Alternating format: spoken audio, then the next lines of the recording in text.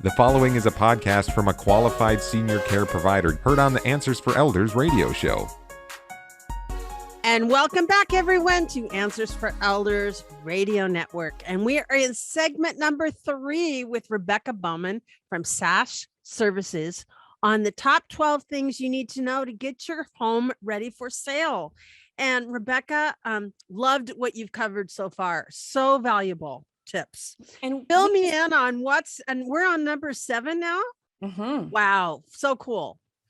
So we want to talk a little bit about the outside of the home. And, I've seen a lot of homes that people put all this work and care into the inside, and then the outside doesn't get the same love. So we're going to talk about loving on the outside a little bit, but not in a way that's expensive. So, you don't necessarily have to do new paint. You can just pressure wash the outside of the home really lightly, not the hard way that gets the paint thrown off, but kind of give the house a light bath. A lot of houses have dust on them and cobwebs, and the house just kind of gathers dirt over the period of years. And so pressure washing around the outside, and then also driveways, walkways, stairs, and things like that. The driveways, you can get the moss off, some extra dirt, if there's rocks or weeds or things like that. A nice, clean, shiny driveway, walkway, and stairs, and all around the home. It's just a few $100s for a good pressure wash, and I highly recommend it. You don't even have to paint. So that's you can even rent a pressure washer, and the family can do it. You can. That's what we did with our home with Home Depot. We just went down there, and it was like you leave a credit card and security, and I think it cost us $36 for 4 hours. It wasn't bad at all, and we were able to just hook it up and go for it. And that is the least expensive way, is just to rent your own and go ahead and do it. A lot of folks think that they should pressure wash their roof, but I say don't, because that can really take a lot of roof granules off with composition tiles, and it actually takes years of life off of the roof to pressure wash it too hard. So so the body of the home. So that's number 7. Number 8, a nice fresh welcome mat. So you're thinking about buyers walking up to your home, and I've seen beautifully painted landscaped homes that have the oldest, saddest welcome mat in front of their front door. This is interesting, isn't it? Yeah, $15 to $30 at Home Depot or Lowe's or the nearby hardware store. Make it nice and big and professional. They're going to look down and wipe their feet as they're getting ready to go in the home when they view it. And so just a nice big welcomey modern mat. Great tip. Really easy to do. Now let's talk about, for number 9, that back deck or patio. So I want to list off a few things that I see in photos. I see big flower pots that have varying decaying flowers or plants in them. Sometimes a couple dozen, watering cans, the barbecue, 6 or 7 deck chairs of all types, potting soil, drink stands, wind chimes, garden gnomes. You just described my backyard, my back patio. Almost. I don't have any gnomes, but patio tables, umbrellas, dog houses, all there. And so really, it's important for people to see their back patio or deck as an extension of the house. It's like another living room. It's the outside living room. And so dress that up just as you would the inside of the home. Get it all decluttered, give things away to neighbors or friends, take a load to the dump if things are not able to be repaired or given away, and then go ahead and wash off that area. I say my favorite is just 2 chairs with maybe an outdoor pillow in one of the chairs and some nearby fresh flowers that spruce it up a little bit. No barbecue. And you can have a barbecue. That's okay.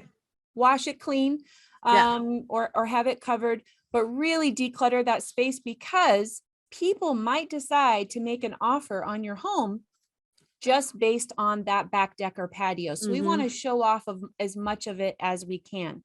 Right. So we blazed through 3 there. So we talked about pressure washing, the front doormat, the welcome mat, and then the back patio or deck.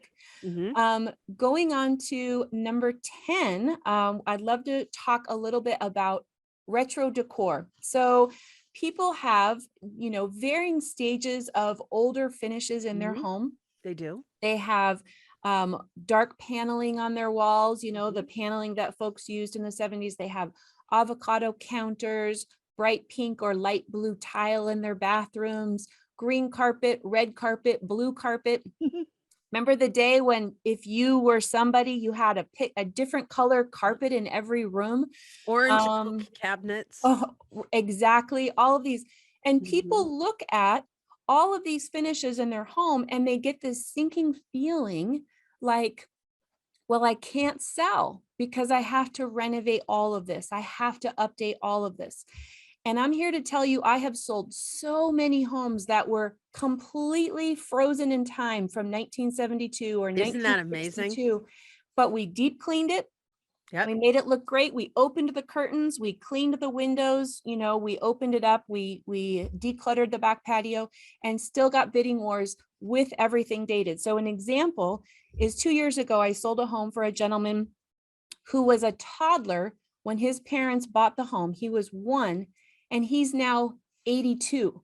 So the My home goodness. had been in his family for 81 years. And Suzanne, nothing had changed. It had such an old electrical panel that it was fuses. It was all the original Oh my cupboards in the goodness. kitchen, all the original everything. And all we did was empty it out, do a deep clean the windows, do some landscaping outside. And we had a bidding war on that home and people fought over it. And so one of the things that folks, Amazing. need to know is that by not renovating, you're doing a couple things for your buyer pool. Number one, you're appealing to people who want to do their own updates. Mhm. They want to decide what kind of kitchen, what kind of finishes, what kind of paint. They want to do that. Number two is if the home is not renovated, then it's actually going to cost a little bit less, which means more buyers can afford it. And so Mhm. you get a bigger buyer pool Sure. and more people come in because they're so excited. The home is 480,000 Mhm. and they can only go up to 500.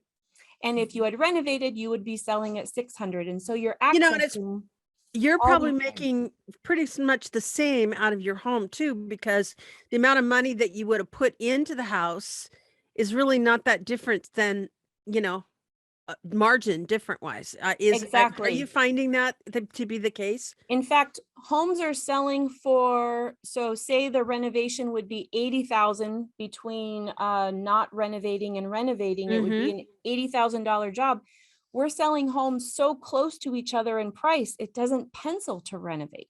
It just doesn't My pencil. goodness. And so I say, just clean it. In December, I sold a home in a very nice area that had a hole in the window the size of a football. And it had broken when the moving was going on, and we discovered it later.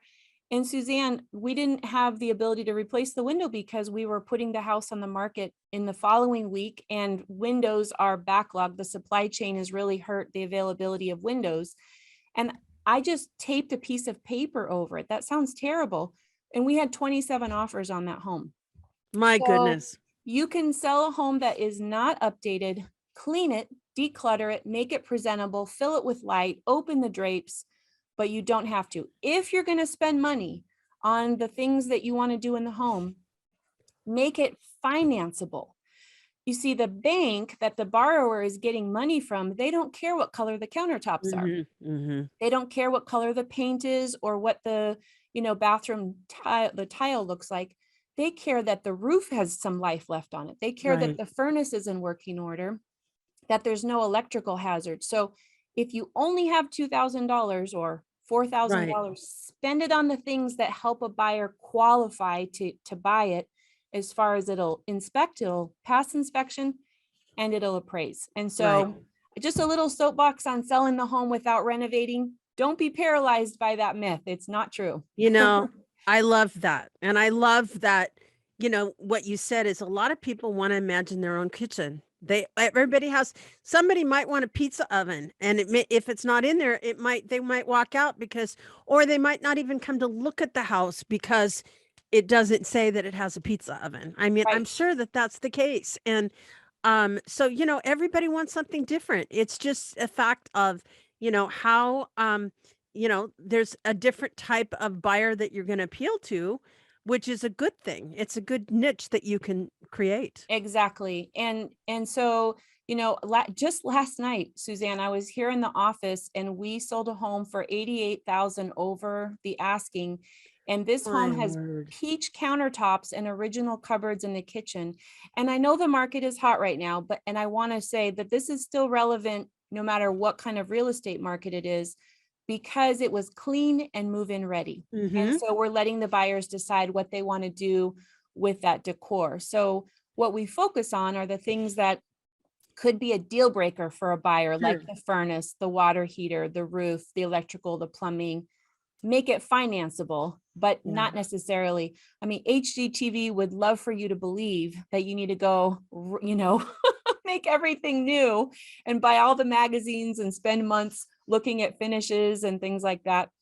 You can. I'm so glad you brought that up, because who's the primo audience for HGTV? Right. Baby boomer women. Yes. Oh gosh. And that's who's taking care of their parents. So yes, they all think that. So that's really, really good information. One more tip on the renovation, and then we'll wrap this up, is that it's already stressful for your senior loved one to be leaving their home after 30, 40, Absolutely. 50 years. It's already hard. It's already a lot of work.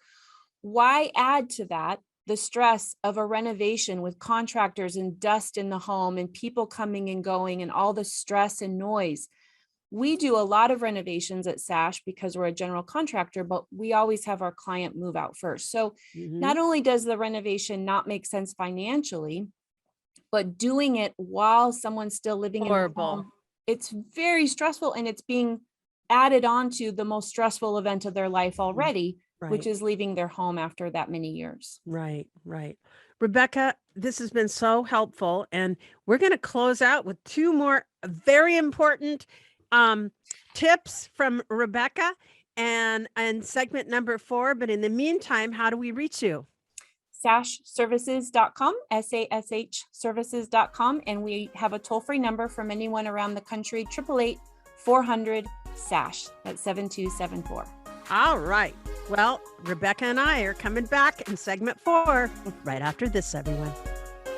Answers for Elders radio show with Suzanne Newman hopes you found this podcast useful in your journey of navigating senior care. Check out more podcasts like this to help you find qualified senior care experts in areas of financial, legal, health and wellness, and living options. Learn about our radio show, receive promotional discounts, and meet our experts by clicking on the banner to join the Senior Advocate Network at AnswersForEldersRadio.com. Now there is one place to find the Answers for Elders.